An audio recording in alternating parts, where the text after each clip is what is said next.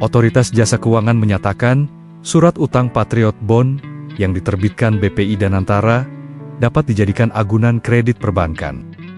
Kepala Eksekutif Pengawas Perbankan, OJK, Dian Ediana Rey, mengatakan bahwa dalam praktiknya, obligasi merupakan surat berharga yang dapat dijadikan agunan kredit oleh perbankan. Sepanjang sesuai dengan ketentuan peraturan perundang-undangan yang berlaku, kata Dian, di Jakarta. Dikutip Minggu 2 November tahun 2025, dia menambahkan, obligasi baik yang diterbitkan baik oleh pemerintah maupun korporasi dapat diterima sebagai jaminan kredit apabila memenuhi persyaratan tertentu. Penilaian terhadap obligasi tersebut, ujarnya, harus dilakukan secara objektif, transparan, dan berkelanjutan. Salah satu indikator penting adalah status pencatatan di Bursa Efek Indonesia B dan pemenuhan kewajiban keterbukaan informasi kepada publik. Dalam implementasi Patriot Bond sebagai agunan, dapat memperhatikan beberapa aspek, seperti risk appetite bank, manajemen risiko, dan kecukupan likuiditas, katanya. Tak hanya itu, Dian juga menitik beratkan obligasi yang memiliki peringkat kredit rating dari lembaga pemeringkat akan lebih mudah dinilai dari sisi risiko dan likuiditas, sehingga dapat memperkuat posisinya sebagai instrumen agunan yang layak, katanya. Sedianya, OJK mendukung penerbitan Patriot Bond oleh Danantara sebagai salah satu instrumen pembiayaan yang ditujukan untuk mendukung proyek strategis nasional. OJK mendukung inisiatif penerbitan Patriot Bond oleh Danantara sebagai salah satu instrumen pembiayaan yang ditujukan untuk mendukung proyek strategis nasional, katanya. Baik, pemirsa, kita beralih ke informasi lainnya, di mana PT Penyelenggara Program Perlindungan Investor Efek Indonesia atau Indonesia SIPF telah menggelar Investor Protection Month. Ya, penyelenggaraan event ini pun mendapat apresiasi dari OJK karena telah memberikan keyakinan perlindungan keamanan para investor dalam setiap transaksi yang dilakukan.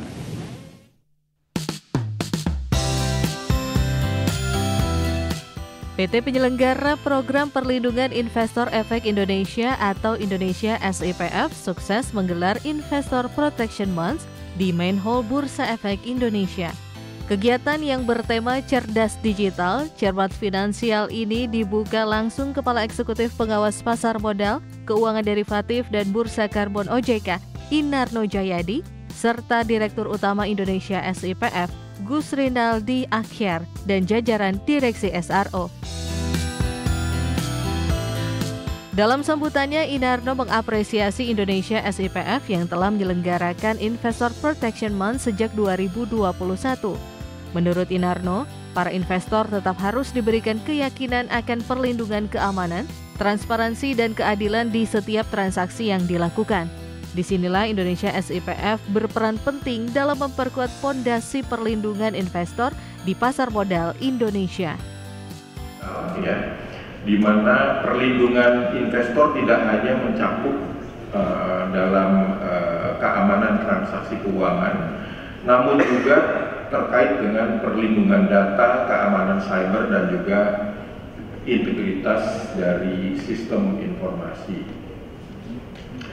Saya menyampaikan apresiasi ya kepada P3IEI, susah namanya nih, PT Penyelenggara Program Perlindungan Investor Efek Indonesia, panjang ya gitu ya, yang seringkali kita mudah ingatnya adalah SIPF gitu ya, yang konsisten penyelenggaraan kegiatan tahunan ini.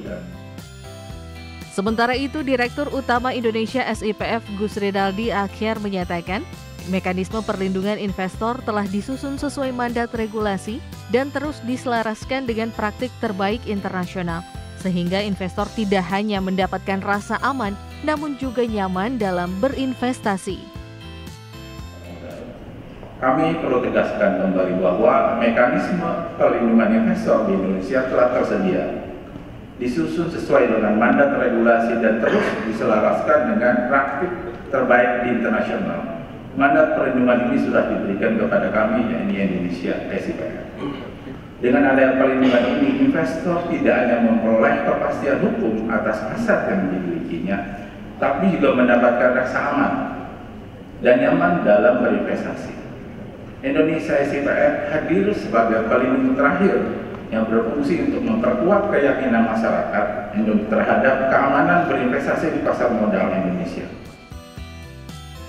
Dalam penyelenggaraan Investor Protection Month, Indonesia SIPF menghadirkan 3 agenda utama, antara lain peluncuran kampanye nasional bertajuk Cerdas Investasi Aman Proteksi, agenda diskusi panel dengan berbagai narasumber di bidang keamanan cyber, dan penyerahan penghargaan kepada para pemenang Lomba Edukasi Investor di Main Hall Bursa Efek Indonesia. Dari Jakarta, Ricky Anwar di IDX Channel. Kembali bersama kami, pemirsa. Kementerian ESDM menandatangani nota kesepahaman dengan Badan Pusat Statistik dalam rangka pemutakhiran data tunggal sosial dan ekonomi nasional atau DTSEN yang akan digunakan untuk acuan utama dalam penyaluran subsidi energi seperti BBM, LPG 3 kg dan listrik. Ya, Menteri ESDM Bahlil Lahadalia memastikan proses penyusunan data tunggal sosial ekonomi nasional atau DTSEN antara Kementerian ESDM dan BPS hampir rampung. Bahlil meyakini BPS memiliki peran strategis sebagai penyaji data nasional yang kredibel dan berharap data tersebut dapat digunakan sesegera mungkin dan sebisa mungkin dilakukan awal tahun mendatang. Saya sama Ibu Winnie sejak bulan Februari, bulan Januari kan sudah pernah rapat berkali-kali, dan sekarang kita lagi mengeksersis tujuannya agar data yang disajikan itu betul-betul tepat sasaran. Saya udah bersepakat sama Ibu Winnie nanti 1-2 kali putaran lagi, rapat lagi, kita lagi meng-cross-check karena datanya itu baik dari Pertamina, baik dari PLN, dan udah hampir selesai. Kalau sudah selesai, kami dengan Ibu Winnie akan mengumumkan dan kami minta untuk diputuskan. Insya Allah doain agar bisa lebih cepat, lebih baik, tapi apalah artinya kita mau cepat kalau datanya tidak akurat. Kita mau pingin untuk semuanya form. Pemerintah telah menyalurkan belanja subsidi dan kompensasi energi sebesar Rp192,2 triliun hingga 30 September 2025. Dari total tersebut, sekitar Rp123 triliun merupakan subsidi rutin bulanan yang dibayarkan kepada badan usaha yang ditugaskan pemerintah. Pemerintah telah menyalurkan belanja subsidi dan kompensasi energi sebesar Rp192,2 triliun hingga 30 September 2025. Jumlah ini setara 49% dari pagu APBN 2025 yang mencapai Rp394,4 triliun. Dari total tersebut, sekitar Rp123 triliun merupakan subsidi rutin bulanan yang dibayarkan kepada badan usaha yang ditugaskan pemerintah, yakni PLN dan Pertamina, dan sisanya untuk kompensasi energi. Pemerintah memastikan pembayaran subsidi dan kompensasi energi merupakan upaya pemerintah untuk menjaga stabilitas harga energi domestik agar tetap terjangkau bagi masyarakat. Dari Jakarta, Tim Liputan IDX Channel.